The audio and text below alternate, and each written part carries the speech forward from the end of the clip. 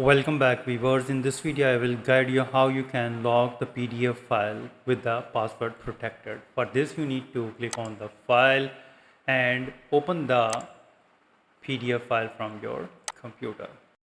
So once the file open in the Microsoft Word, head to the file and click on the save as and click on the desktop and give it a file name to the one and choose the extension to the PDF and now click on this options, and in the option dialog box you need to click on the encrypt the document with a password.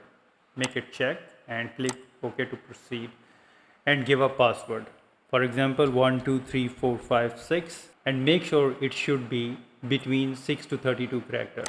Re-enter the password 123456, click OK and now click save. So it takes a little time to open it, so again you need to enter the password 123456 and then click OK, and here you can see that the PDF file is opened and it is well protected and locked. So I hope you understand how you can lock the PDF file. If you think this video is helpful, please support my channel. Thanks for watching.